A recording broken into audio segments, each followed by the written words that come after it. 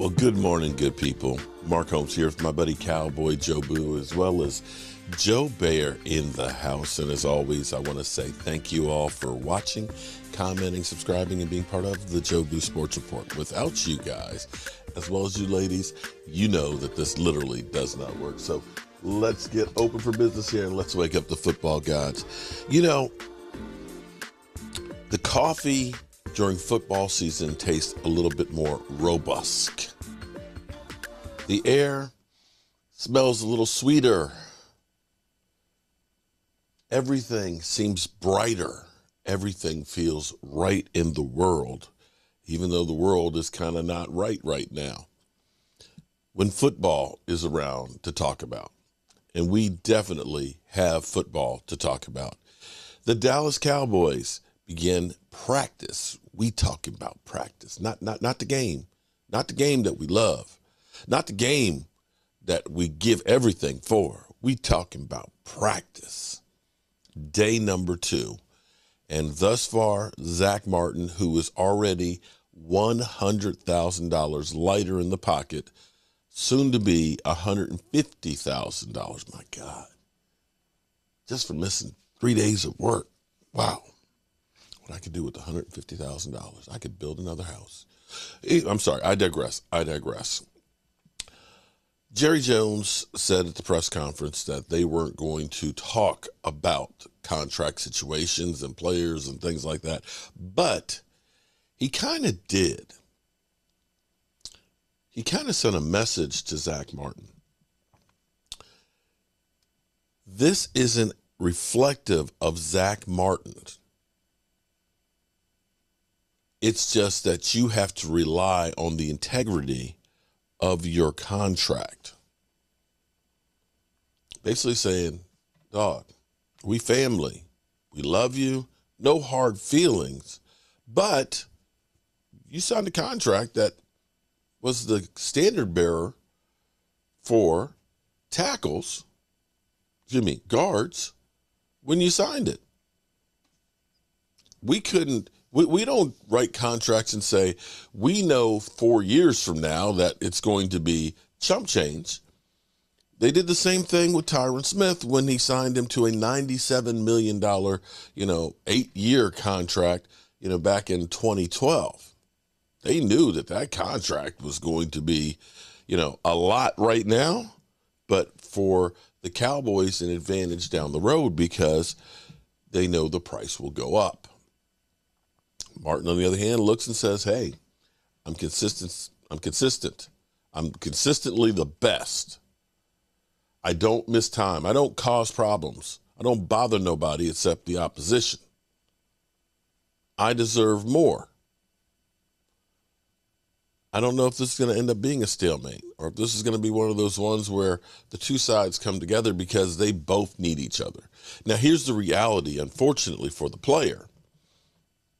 There's nothing they can do. You can hold out, but this money is adding up. You hold out 10 days, that's $1 million that you're not going to get. The collective bargaining agreement was shaded towards the owners when they redid it. Holding out just does not really do it anymore. It can cost you big time. That's why you don't see very many people. Now we got Joey Bosa holding out too, realizing that he wants a new contract as well. We'll see where these go.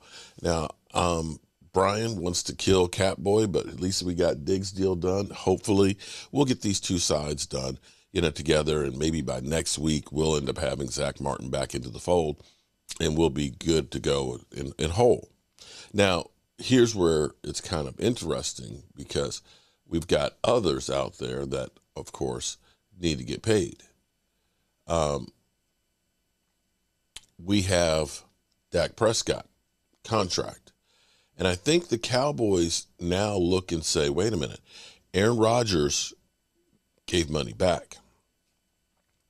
Justin Herbert signed a 5-year deal. So now the length is going longer. That they feel like maybe they can put some pressure on Dak. Now, granted, he did sign a record-breaking deal, $262 million, by a couple $1 million. but it is actually a longer deal, so they may feel that we've got a better advantage to say, Dak, let's take a 5-6 year deal.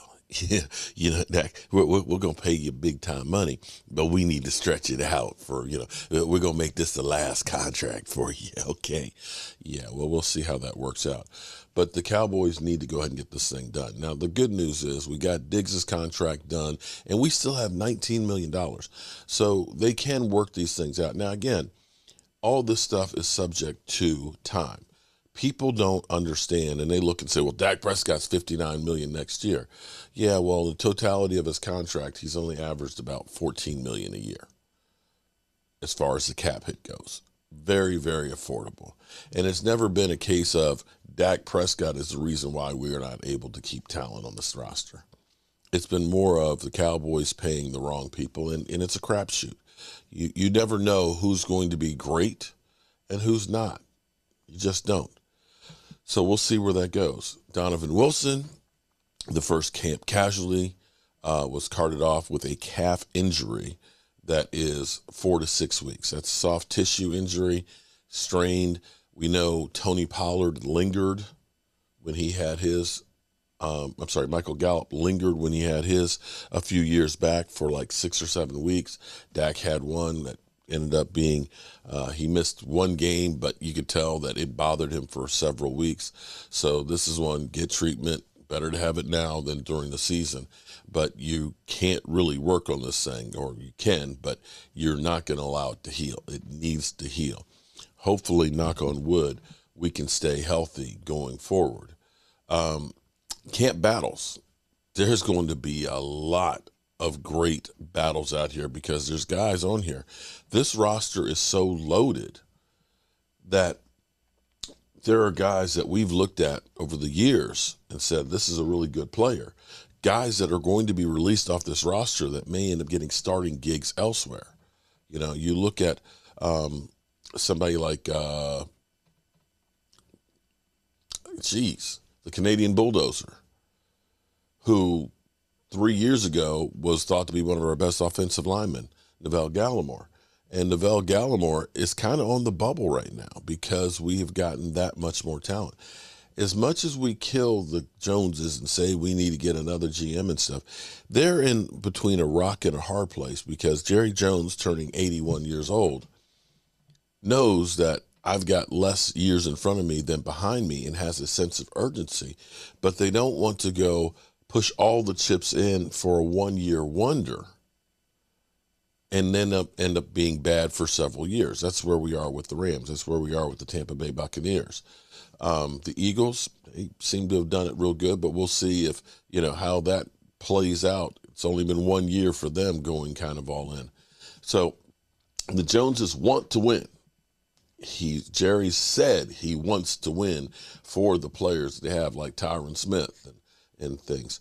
But if you push it all in, you could end up screwing yourself long term. Now, the thing that was kind of cool was Zeke Elliott text Tony Pollard wishing him the best of luck and everything to start the season. So there's no animosity between those two guys where, Tony Pollard kind of took the lead back role from Zeke Elliott. And I hope that Zeke does get on with the team. But there's something about seeing Dallas Cowboys great players that should end their career being Dallas Cowboys instead of going elsewhere. When I saw Emmitt Smith playing in a Cardinal uniform, when I saw Tony Dorsett wearing that Broncos, it just hurts. It just hurts seeing that. And this is where football gives no Fs about who you are or how great you are. The sad thing about football is we love you as long as you can do something for us. When you can't, bye. It's cold. So, with that being said, I'm going to go to the Rich Eisen show. T.J. Jefferson has his total win prediction for the Cowboys. And I have not seen this. I have not seen it. So I want to hear what TJ has to say on this before we get out of here and head to the Red Brick House. All right, TJ Jefferson. Your Dallas Cowboys are back at it. Oh, yes, indeed. They're back at it. Let's go. Do we have a soundbite from yesterday's press? Oh, I don't even know what's the setup for this. I don't even know what it is. Oh, okay. Jerry Jones on the urgency of winning now. And it's just kind of a silly question to ask Jerry Jones. Why's that? Because it's always urgent for the Dallas Cowboys to win. When is it not urgent? I keep on talking about my age here. 54 years old. 54-year-old cheerleader I've been accused of being the Jets. Wait, hold on. I've been around every single year. Wait a minute. I'm 3 years older than Rich Eisen? The fudge?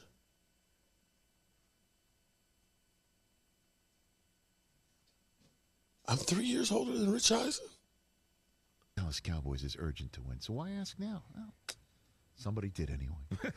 I think that when I look at where we are with Dak, when I look at where we are with Tyron Smith, when I see and what I've experienced on players that have played great for the Cowboys that aren't here today, we need to get it done now while we got them.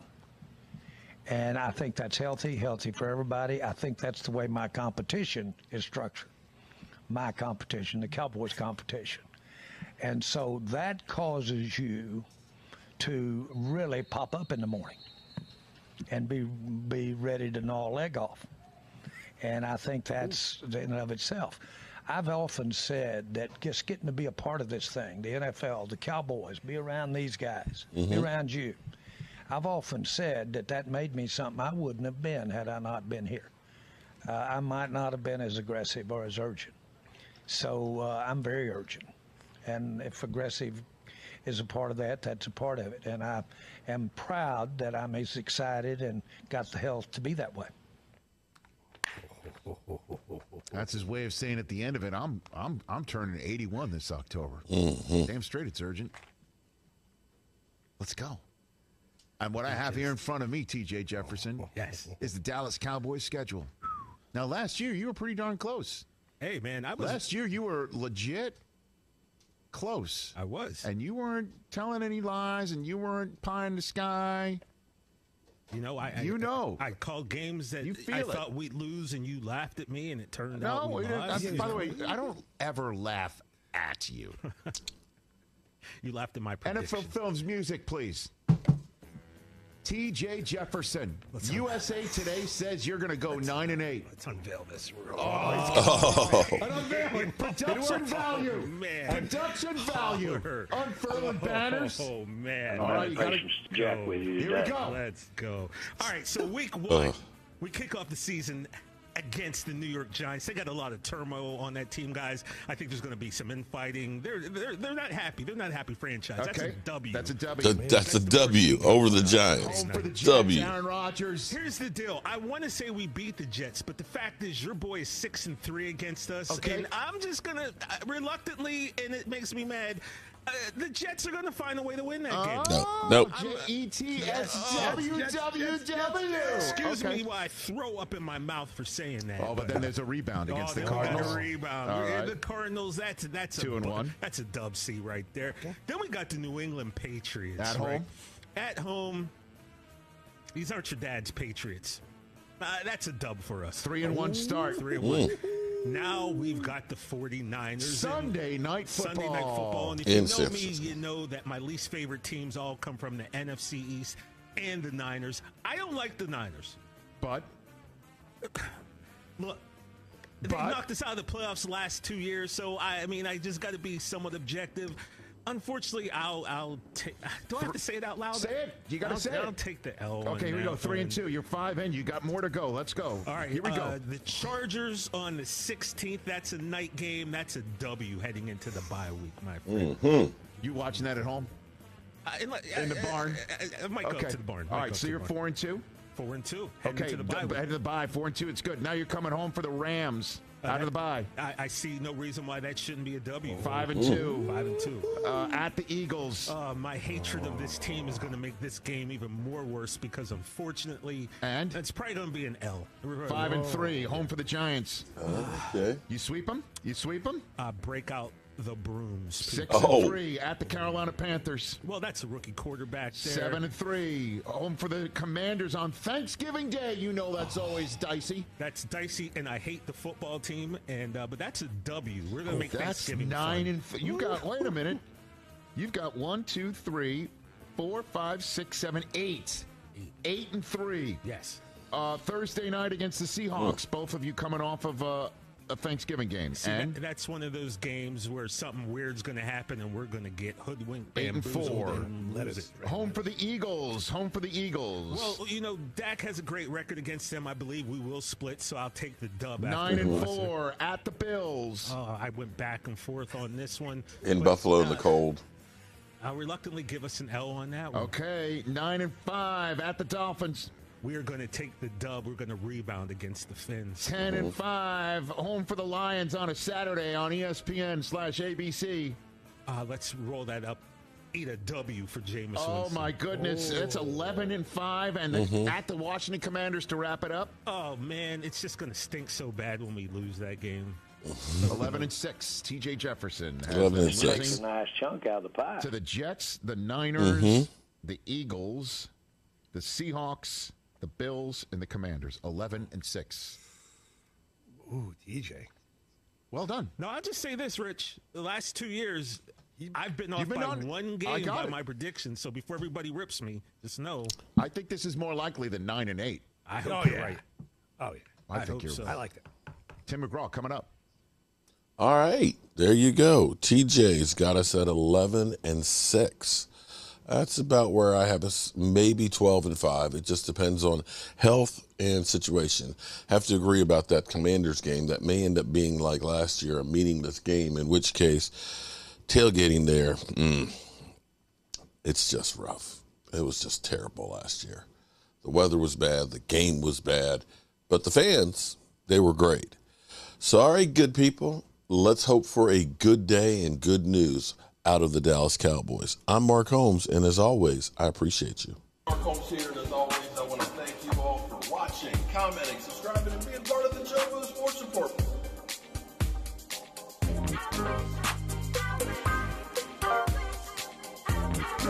One hell of a job, and the only thing else I got to say